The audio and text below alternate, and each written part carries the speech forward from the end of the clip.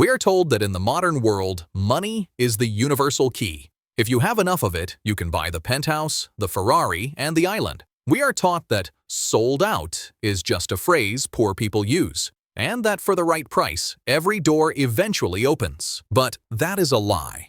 There is a level of dining that exists completely outside the economy you and I live in. We aren't talking about getting a reservation on OpenTable a month in advance. We aren't talking about slipping the maitre d' $100 bill. We are talking about restaurants where your American Express Black Card is effectively a piece of scrap plastic. These are the places where fully booked means fully booked until the year 2040.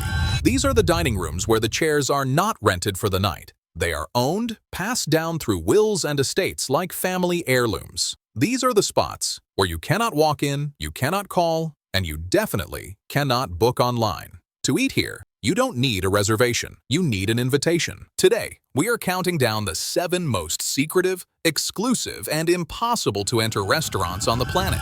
We are going to find out what it takes to eat dinner in a hidden apartment in Tokyo, a basement in upstate New York that hasn't taken a new customer in a decade, and the one table in New York City that billionaires have spent years trying to buy and failed. This is a tour of the places where the ultimate seasoning isn't truffle or caviar. It's rejection. We start our countdown at number 7 with a place that proves exclusivity isn't always about sophistication. Sometimes it's about a mouse. This is Club 33 in Disneyland, California. If you walk through New Orleans Square in Disneyland, thousands of people walk past a subtle door painted in no-see-um green, a color specifically designed by Disney engineers to be ignored by the human eye. It sits right next to the Blue Bayou restaurant. Most people think it's a prop, just part of the set design. They take a selfie and move on. But for the people with the right keycard, that door opens into the only place in the park where the magic involves a stiff drink. Club 33 was originally built by Walt Disney as a place to wine and dine corporate sponsors,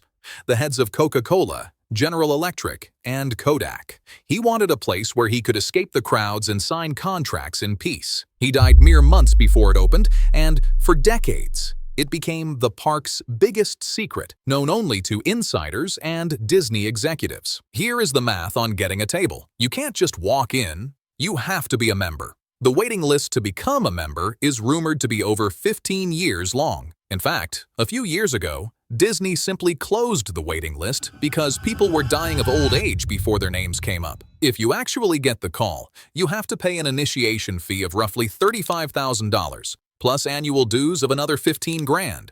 That is $50,000 just for the privilege of buying a steak sandwich near the Pirates of the Caribbean ride. Inside, it looks like an old-world French salon. It is filled with antiques that Walt Disney handpicked and Lillian Disney designed. There is a harpsichord in the hallway that was famously played by Paul McCartney and Elton John. There is a glass elevator that was replicated from a Parisian hotel. But the real flex isn't the decor, it is the alcohol. For over 60 years, Club 33 was the only place in Disneyland that served liquor. While the normal dads outside were sweating in the heat paying $10 for a Diet Coke, the members inside were drinking 20-year-old scotch and looking down from the private balcony at the crowds below. It creates a psychological separation that is intoxicating. It is the ultimate contrast. Downstairs, it is sweat, screaming children, and churros. Upstairs, it is filet mignon, silence, and CEOs. It proves that even in the happiest place on earth, happiness is tiered. Moving to number 6, we leave the theme park and head to the butchery.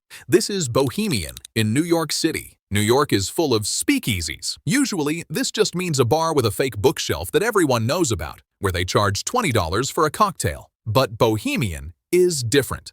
This isn't marketing. It is a fortress. To find it, you have to walk to a very specific address on Great Jones Street in NoHo. You won't see a sign for a restaurant. You will see a high-end Japanese butcher shop called Japan Premium Beef. You walk past the hanging slabs of Wagyu, past the guys in bloody aprons hacking away at carcasses, and if you know what you are doing, you find a nondescript door in the back hallway. But finding the door is the easy part. The hard part is the phone number. Bohemian does not publish its number. It is not on their website. It is not on Google. To book a table, you need to text them And to get the number to text, you have to be given it by someone who has already been there. It is a referral loop. It operates like a drug deal. You have to know a guy who knows a guy. If you call the butcher shop out front and ask for a reservation, they will hang up on you. They pretend the restaurant doesn't exist. The history of the building adds to the mystique. This space used to be owned by Andy Warhol. It is where he lived and worked. Later, it was the home of Jean-Michel Basquiat, the legendary artist who died in that very building. When you eat at Bohemian, you are sitting in a room ghosted by the greatest artists of the 20th century. Once inside, the space is tiny. It feels like you are in someone's living room. The food is incredible. Minimalist Japanese beef sliders, foie gras sashimi, and uni toast. But the flavor is enhanced by the secrecy. You aren't just eating dinner, you are part of a conspiracy. The brilliance of Bohemian is that it turns every customer into a gatekeeper. Once you have the number, you hold on to it.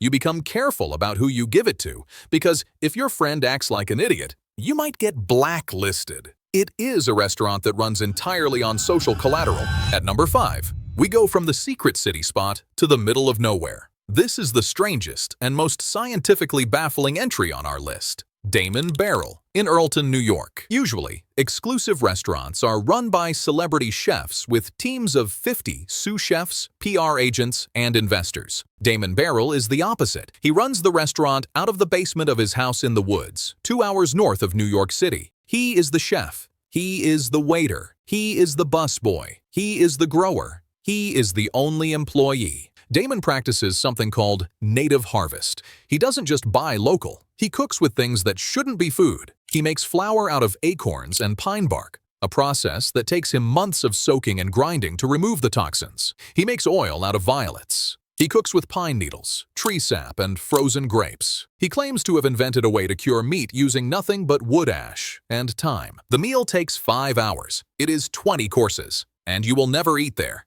A few years ago, the waiting list for a table at Damon Barrel got so long that he simply stopped taking names. The rumor is that the list is backed up until 2030 or 2035. He hasn't accepted a new reservation request in nearly a decade. There are billionaires who have offered him 10 times the price, thousands of dollars per head, to skip the line, and he says no. Why? Because he physically cannot serve more people. He does everything himself. He picks the plants, he cures the meat, he sets the table, he pours the wine, and he washes the dishes after you leave. There was a massive controversy a few years ago where journalists from The New Yorker and Bloomberg tried to prove he was a fraud because his food seemed scientifically impossible. They didn't believe one man could do all this. They went to his house, they interrogated him, they looked at his logs, and they found out he's real. He really is just a culinary wizard living in a basement making cheese out of vegetable stems. The exclusivity here isn't about snobbery. It is about simple physics. One man, one basement, and 1 million people who want to see the magic trick. At number 4, we travel to Hong Kong to enter the gray market. We are entering the world of the private kitchens. In Hong Kong, real estate is the most expensive in the world. Rents for commercial restaurants are astronomical, sometimes costing tens of thousands of dollars a month for a tiny space. So, the best chefs went underground, literally and legally. There is an entire network of private kitchens hidden inside residential high-rises in districts like Wan Chai and Causeway Bay. The experience is disorienting. You walk into a gritty, peeling apartment building. You get in an elevator that smells like laundry and old trash. You squeeze past bicycles in the hallway. You knock on a steel door marked Apartment 4B. And inside, you find a Michelin star-level dining room serving the best Cantonese food of your life. Many of these places operate in a legal gray area. They aren't technically restaurants. They are private clubs, or just home gatherings to avoid strict licensing laws. Because of this, they don't advertise. There is no signage. The best ones, like the legendary Fa Zhu Jai, which used to serve upscale French-Chinese fusion, or the hidden Sichuan spots, require a direct line to the chef. You need to know the WhatsApp number. You need to speak the language or know someone who does. The menus are often handwritten or non-existent. You eat what the chef bought at the market that morning. If he bought crab, you eat crab. If he bought pigeon, you eat pigeon. This is exclusivity born of necessity. It feels dangerous. You feel like you are doing something wrong just by being there. And in a city as polished and commercial as Hong Kong, That grit is the ultimate luxury. It is the culinary equivalent of a speakeasy. But instead of bootleg gin, you're getting abalone and shark fin soup prepared by a master who got tired of paying rent. We enter the top 3 with a New York City legend that has broken the egos of more celebrities than any other place on earth. This is Rouse. Located in East Harlem on the corner of 114th Street, Rouse looks like a standard red sauce Italian joint. It has Christmas lights up year-round. It has a jukebox playing Frank Sinatra. It smells like garlic and oregano. The food is simple. Huge meatballs, lemon chicken, and penne vodka. It is not Michelin star cooking. It is grandma cooking, but you cannot get a seat. Rouse has 10 tables. That's it, and every single night those tables are spoken for, but not by reservations. The tables are owned. The ownership system at Rouse is a unique cultural phenomenon that dates back decades. A regular, let's say a Wall Street CEO, a Supreme Court justice, or a famous actor, owns Table 4 every Wednesday night. That is his table. It works like a timeshare. If he doesn't show up, the table stays empty. Or he can give the table to a friend for the night. This means the only way to eat at Rouse is to be invited by a table owner. You cannot call the restaurant. If you call, nobody answers. If you walk in and offer them $1,000, they will laugh at you and tell you to go buy the jarred sauce at the grocery store. The only way a normal person gets into Rouse is through charity auctions. Once a year, a table owner might donate their night to a charity gala. These reservations often sell for $20,000 or $30,000. That is 30 grand for a plate of pasta. There are stories of Madonna being turned away at the door. There are stories of presidents waiting at the bar because the owner of the table hadn't finished his espresso yet. The beauty of Rouse is that it completely inverts the power dynamic of New York. In a city where money buys everything, Rouse is a place where social standing is the only currency. You have to be somebody to know the guy who owns the table. And the best part? The owners protect their slots with their lives. People put their Rouse table nights in their wills. When a table owner dies, there is a legitimate power struggle in New York high society over who inherits the Wednesday night slot. It is a mafia movie come to life, and the meatballs are just the props. At number 2, we head to Japan to understand the concept of Ichigen-san Okotowari. In the historic geisha districts of Kyoto and the high-end sushi counters of Tokyo, there is a small wooden sign often placed discreetly by the door. It says, Ichigen-san Okotowari. Translated, it means, no first-time customers. This is not about being full. This is about trust. In traditional Japanese high culture, a dining experience is a relationship. The chef is not just serving you food. He is serving you his soul, his craft, his honor. He cannot do that for a stranger. He needs to know that you understand the rules. He needs to know you won't wear strong perfume that ruins the delicate smell of the broth. He needs to know you will eat the sushi the second it touches the plate, not 5 minutes later after taking photos for Instagram. To eat at a place like Tsurutokame or the legendary tea houses of Gion, you must be introduced by an existing customer. The existing customer is essentially vouching for you. They are putting their own reputation on the line. If you act like a fool, if you get too drunk or complain about the price or disrespect the staff, you don't just get banned. The person who introduced you gets banned too. This creates a self-policing system of extreme politeness. It creates an atmosphere of total respect, but it also involves a financial trust system called kake. In many of these places, you never see a bill. Discussing payment after a spiritual meal is considered gross. The bill is simply sent to your office or your home a month later. The restaurant trusts you to pay it. There are billionaires who fly to Tokyo, walk up to these doors with pockets full of cash, and are politely turned away. The chefs aren't being mean. They are simply protecting the vibe.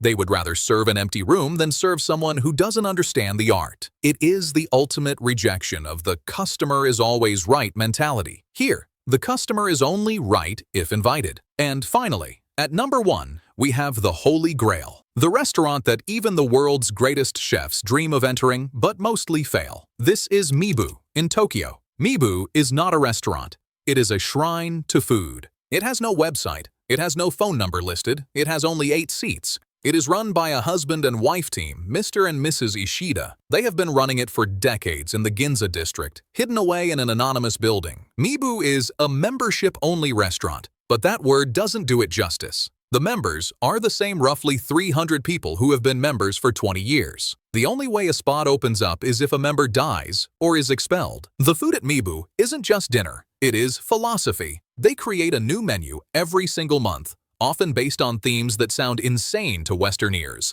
like the sound of rain, the feeling of forgiveness, or the energy of the universe. They have served dishes that represent concepts like nothingness, a bowl of water seasoned so perfectly it brings tears to diners' eyes. Ferran Adrià, the creator of El Bulli and arguably the most important chef of the modern era, visited Mibu and said it changed his entire understanding of cooking. He called it the greatest restaurant on earth. He bowed down to the Ishidas. But here is the catch. You can't go. Even if you know a member, they can only bring you as a guest once a year, and the members are extremely protective. They view Mibu as a sanctuary. The Ishidas are not young. They cook because they love their members, not because they want fame. They have refused every interview, every TV show, every Michelin guide. Michelin actually tried to give them stars, and they rejected them. They said, "We do not need stars. We have our members." In a world where every chef wants to be an influencer and every restaurant wants to franchise, Mibu stands alone. It is a place that says no. It says that food can be something sacred, shared between friends, protected from the noise of the world. To eat at Mibu is to reach the absolute summit of the culinary world. Look around and realize that you are the only one there. It is the ultimate luxury, and no matter how much money you have in your bank account, you will probably never taste it.